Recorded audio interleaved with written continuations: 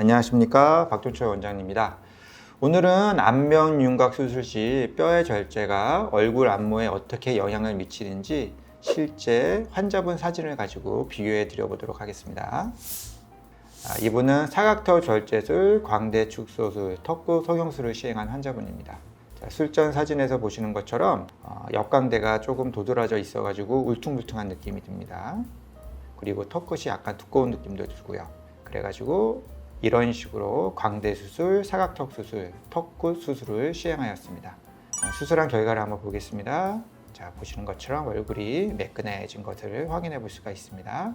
이렇게 매끈하게 되기 위해서 실제로 역광대의 연조직 축소량이 얼마였는지, 그리고 뼈의 이동량이 얼마였는지 이 사진으로 한번 더 구체적으로 말씀드리도록 할게요. 이분이 관자놀이에서 사각턱까지 매끈하게 되기 위해서 필요한 연조직 축소량은 오른쪽은 2.76mm, 왼쪽은 2.52mm였습니다.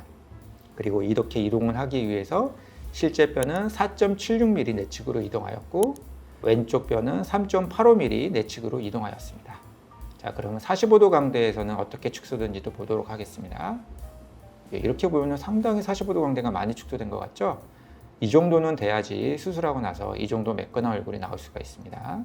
자, 그리고 실제 얼마나 축소됐는지 보도록 하겠습니다. 연조직으로는 3.0mm 정도, 그리고 좌측은 2.1mm 정도 축소가 필요했고요.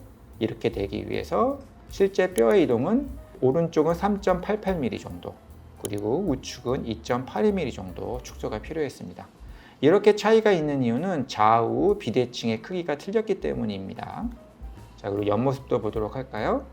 자, 이번 사각턱 수술을 이렇게 해드렸고요. 여기서 보시면 이분 턱 밑살이 좀 개선된 것을 볼 수가 있는데, 이중턱 흡입을 추가로 시행을 하신 분입니다. 다음 환자분은 처음 상담 시는 아래턱이 커 보여서 턱 자체를 짧게 할까 고민도 했습니다만, 황금비에 맞추어 이상적인 얼굴폭과 길이의 관계를 분석을 해보니 오히려 얼굴폭에 비해서는 얼굴 길이가 결코 길지 않았습니다. 그래서 얼굴 길이를 유지하도록 수술 계획을 수립하였습니다. 수술 결과를 한번 보도록 하겠습니다. 자, 이런 식으로 저희가 수술을 해드렸고요. 만약 이 환자분한테 턱끝 길이 축소술을 시행했다면 오히려 얼굴이 좀 둥글게 보였을 것 같습니다. 그래서 계획했던 대로 얼굴 길이를 유지했던 것은 좋은 선택이었던 걸로 보입니다. 자, 옆에 모습도 볼까요? 옆에서 사각턱이 좀 두드러져 보이죠? 예, 수술하고 나서 부드러워진 것을 볼 수가 있고, 그리고 이분도 턱 밑살이 개선된 걸 볼 수가 있습니다. 근데 이분은 어떤 조치도 하지 않았는데 이렇게 턱 밑살이 된 거거든요. 왜 그렇게 됐는지 조금 이따 설명드려 보도록 하겠습니다. 자, 45도 광대에서 축소량도 확인해 보도록 하죠. 이렇게 수술을 해드렸고요. 실제 모습은 이렇습니다. 자, 요즘 환자분들은 하악 윤곽 수술을 하면 무조건 근육 묶기나 지방 흡입을 해야 하는 것으로 알고 계시는 분들이 있습니다. 그래서 제가 방금 보여드렸던 환자분의 사진을 준비해 보였는데요. 보시는 것처럼 아무것도 시행하지 않았는데도 이런 식으로 이중턱이 개선된 것을 확인할 수 있습니다. 자, 그리고 실제 연조직이 어떻게 축소되는지도 한번 비교해 드려 보도록 하죠. 자, 이런 식으로 축소가 되고요. 이런 식으로 축소가 됩니다. 그리고 살처짐에 대해서 걱정하시는 분들도 있어서 이렇게 실제 CT 단면을 보여드리려고 하십니다.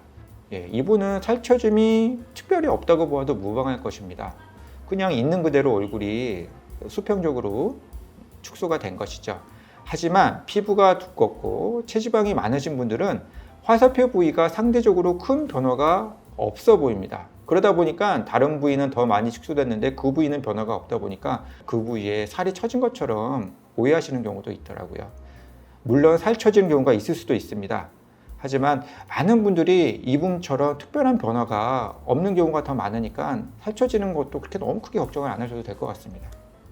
그리고 다음 환자분은 하악의 중간 부위가 특히 발달한 분이셨습니다.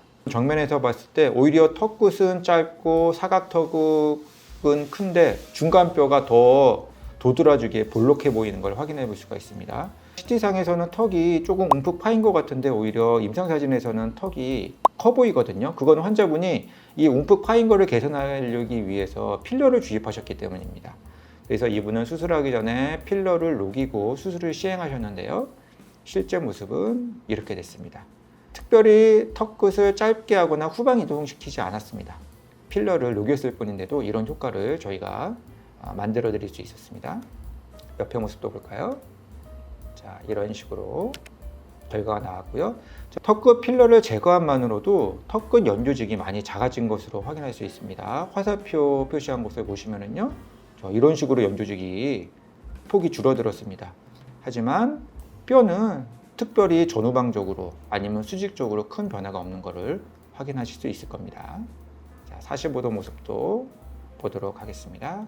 자, 이분도 연조직적으로 어떻게 변화되는지 한번 보시면은 이해가 더 편하실 거고요.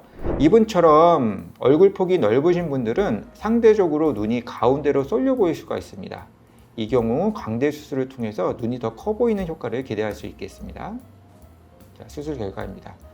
수술 전에 비해서 눈이 가운데로 쏠려 있는 것이 조금 더 개선된 걸 확인해 볼 수가 있습니다.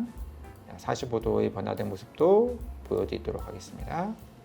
옆모습도 이런 식으로 보여드릴 수 있습니다. 이분은 사각턱과 광대 수술을 시행하신 분입니다. 이분처럼 턱끝 자체가 갸름하신 분들은 굳이 턱끝 수술을 안 하셔도 갸름한 얼굴이 될 수 있습니다. 자, 뼈는 이런 식으로 변화가 됐고요.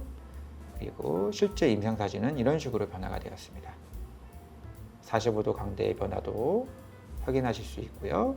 측면에서의 변화도 확인하실 수가 있습니다. 이분 보시면은 연조직이 좀 두꺼운 걸 확인하실 수 있을 거예요.